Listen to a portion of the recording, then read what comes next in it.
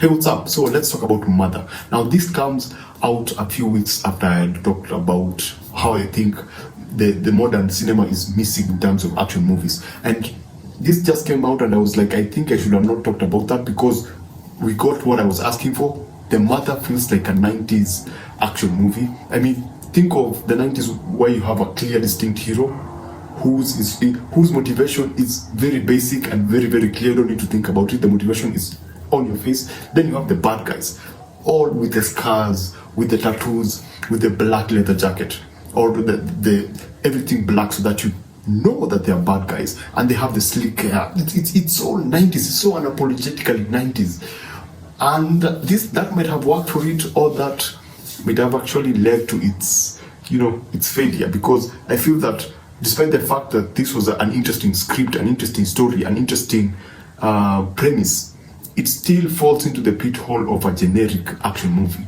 Now, why? Number one, I feel that there was a lack of a modern day editor in the film within this movie, because once they go to Cuba, there's a particular chase scene that will remind you of Tekken 3. Tekken 3, you know, that famous scene of someone trying to jump over a fence. That style of editing is actually present here, where you have like a simple action of running down the stairs has like 5 different edits, and you're like, whoa, this is too much, you know. So there's lack of an editor who understands the modern viewer, myself and you, in terms of just how the movie is cut. The pacing feels off. It has one of the best opening. It has a very, very strong opening, a shocking opening that immediately grips you and puts you into the film and puts you in the mind of the protagonist, Jennifer Lopez. And from there, you want to see her succeed, because whatever happens to her in the opening, you go like, wow, that's brutal. That is sick. And after whatever happens, you understand the motivation. But after that, things tend to kind of slow down, you know, because they jump 12 years from that particular incident. And then it feels like some scenes are edited too slowly. And then when you jump into some action set pieces, you find those Taken 3 kind of editing. And then you have some scenes really drawing out, like really slow editing, and then you jump again to an action set piece, and then the editing is junky again. So that for me really did not work. That lack of a modern editor who has, it feels, I don't want to throw this around, it feels like a 90s editor trying to work like a modern editor. I don't know if you understand what I'm saying. The story structure was pretty cool. I love the fact that they had to jump to like 3 different areas, 3 distinct areas. Yes, because there's one part they have to go and then come back. I had to go to Cuba to do something. So that felt like a complete adventure. You know what I'm saying? As in, it didn't feel like it was a single premise. They had the guts to actually take everything in different places, so that it feels like it's not locked to one place. And so when the final action set piece comes in, despite the fact that it was established somewhere in the middle of the film, it still feels kind of fresh, because it's not the same. Everything doesn't happen in the same place. Yes, predominantly it happens at that particular place, but still when the action set piece falls in, it doesn't feel clunky, because you've already been taken to, it began in a different place, you're taken to different places, and you went through different areas. And so that particular, now when you get to the snow, it doesn't really feel like just watching this for the action. You're kind of looking also at the environment. You're kind of enjoying the scenery. You kind of understand them being there. I think that's a pretty easy way to put it. Now, there are other small directional things that happen in the film that I was like, what the hell? How? I mean, with the opening, I didn't expect the director to make some really stupid mistakes. Like, for example, there's a scene when a certain character, he's taking a certain character somewhere. So they're in a mini truck. Is it called? They're in an SUV. The land is absolutely flat and green. So you can see, basically visibility is not blocked. You can see everything. And then they go through this crossroad, and then their car gets hit by another SUV. I need you to take time to actually think about that. You are in a totally clear area, and you are hit, it's called T-boning, right? By another SUV. How is the driver not able to see another car coming? How is the driver not able to see that there's an SUV coming, I need to stop so that it can pass?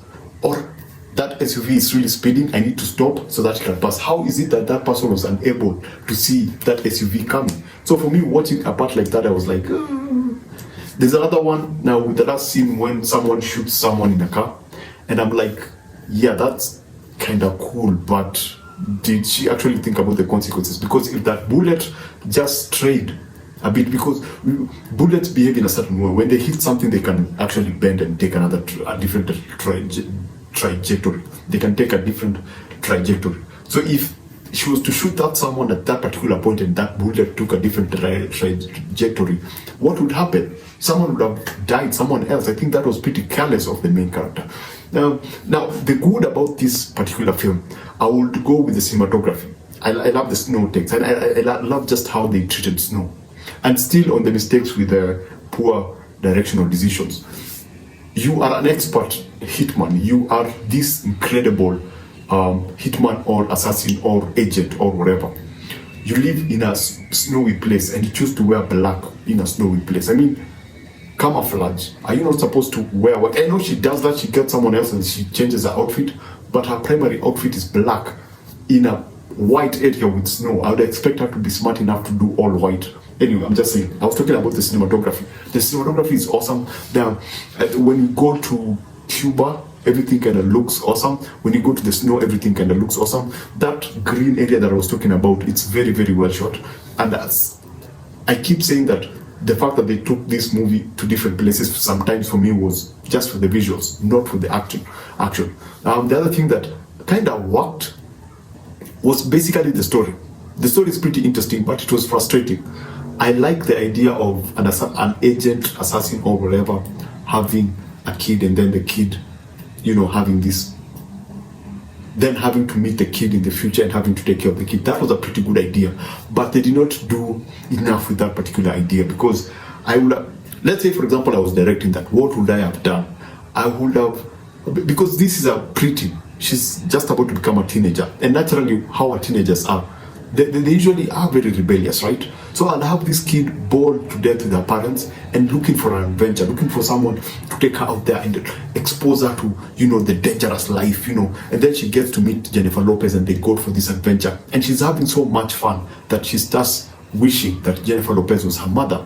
And so you have that weird, Jennifer Lopez knows that she's actually her mother. So when every time the daughter says that she wishes that she was her mother, you have that conflicted feel. In this movie, they had the daughter, I suspect that she was her mother, and that for me was one of the few times I was like, this is not going well, this is not working. Anyway, that's me. I would have made the teen wish that she was her mother's whatever. She wish that Jennifer Lopez was her mother, so that they can be going on these crazy adventures and shoot people and have guns and and basically have fun. That's what I would have done. So I don't, as much as I love the concept of the story, I did not like how it was executed.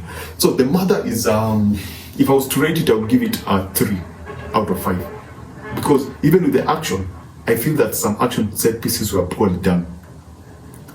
If you were to remove the gun work and the explosions, there are particular scenes that are really extremely poor directly. They are like poorly directed. I mean, you have a bad guy having a conversation with Jennifer Lopez, and then she just stabs him. And I mean, this guy makes some really stupid mistakes, and you are like, come on, dude. Really?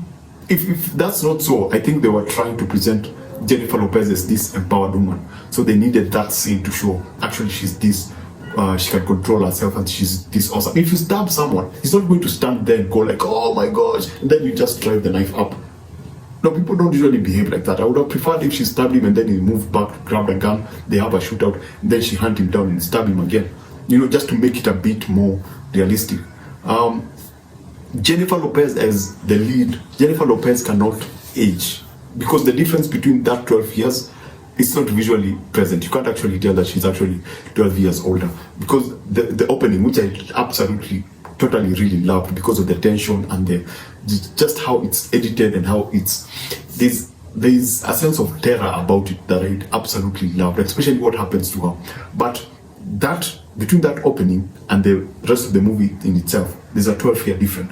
And Jennifer Lopez looks the same I mean, they try to do something with the makeup and the chin, but still she looks like the same person. I couldn't tell the difference. If you were to step out between that 12th year different and after, you wouldn't note any different, even with the hair.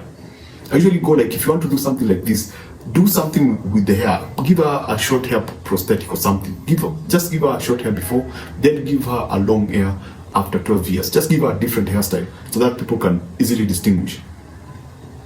Anyway, that's my review. That's 3.5 for Jennifer Lopez. Thanks for watching, and watch what you enjoy what you watch. Thanks for watching, and I'll see you on the next one.